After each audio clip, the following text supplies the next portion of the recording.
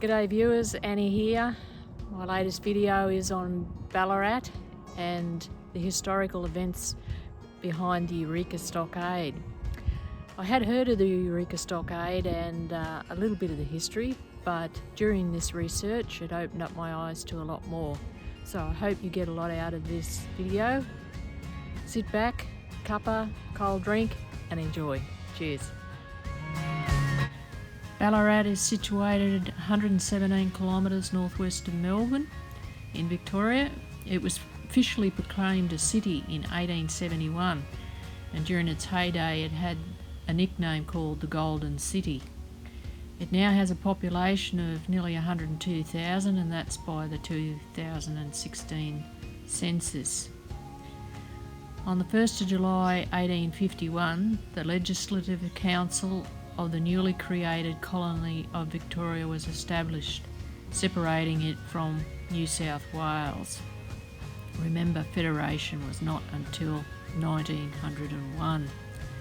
Gold was discovered on the 18th of August 1851, and Ballarat experienced sustained high gold yields. Victoria itself is said to have produced over 2,400 tonnes of gold, or 32% of gold mined in Australia. Prior to settlement, Ballarat was populated by the Wathaurong Indigenous people based along the Yarrawee River. Gold miners came from New South Wales and all around the world, and this included the Chinese.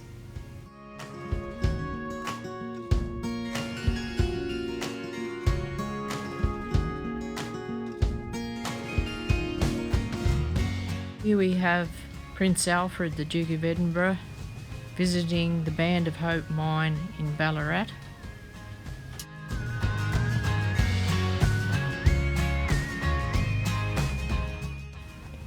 Gold cradles were used to extract the gold, and the miners also dug deep shafts to get to the gold. And when you're in the goldfields, even today, you have to be careful that you don't fall down these shafts.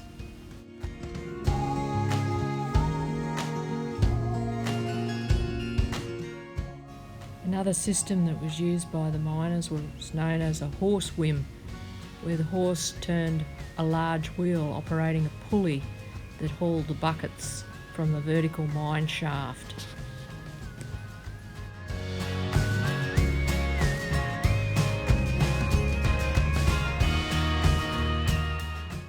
This map here shows the location of several large nuggets that were found in Ballarat, including the Nil Desperatum, Lady Don, Welcome Nugget, Lady Barclay, Sarah Sands and the Canadian.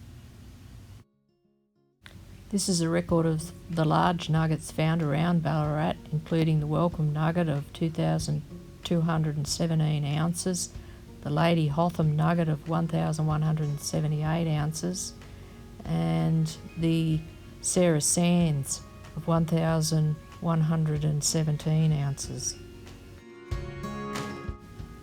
This is a snapshot of the newspaper article about the Lady Hotham Nugget that was found, weighing 98 pounds. This is a photograph of James Lyons, the founder of the Lady Hotham Nugget at Bakery Hill in Ballarat. This is a memorial plaque for the Welcome Nugget. It weighed in at 2,217 ounces.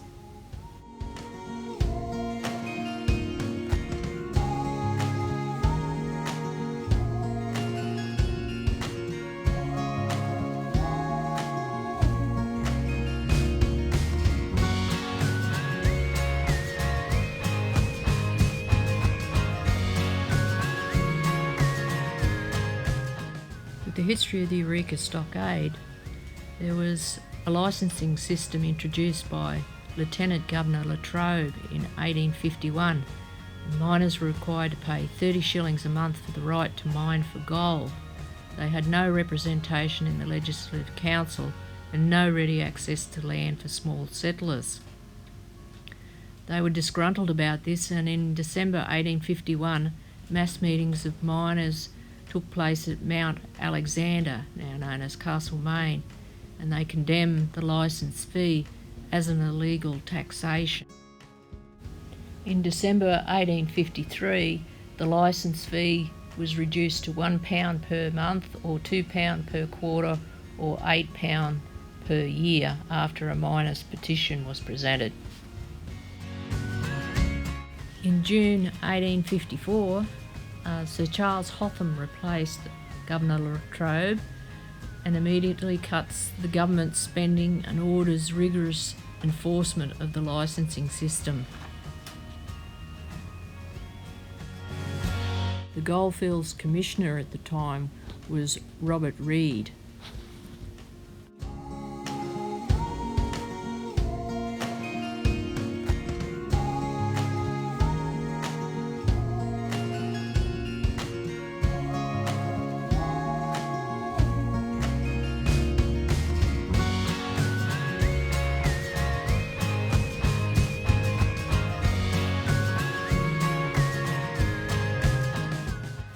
In October 1854, James Scobie, a miner, was killed in a fight at the Eureka Hotel, and 4 men, including James Bentley, who's the owner of the hotel and reported to be a friend of the magistrate, was arrested for the murder but discharged by the court.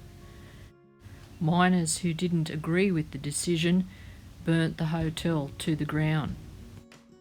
On the 1st of November 1854, the Ballarat Reform League was formed. This was to carry out negotiations on behalf of the miners. On the 7th of November 1854, Governor Hotham refuses to release the rioters arrested during the burning of the hotel, but agrees to appoint a miners' representative to the Legislative Council. Throughout November, further skirmishes took place with Irish miners, tussling with military reinforcements coming from Melbourne. Licences were burnt at mass meetings on Bakery Hill, and licence checks were ordered by the Commissioner. On the 30th of November 1854, several hundred miners swear by the flag of the Southern Cross to fight and uphold our rights and liberties. And Peter Lalor is elected leader, and the stockade was built.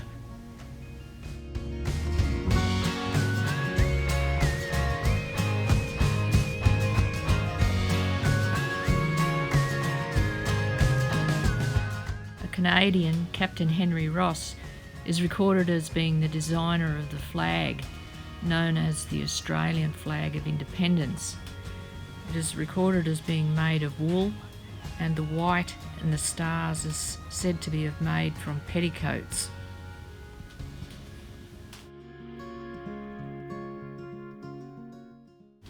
Peter Lalor was an Irishman who was migrated to Australia with his brother Richard.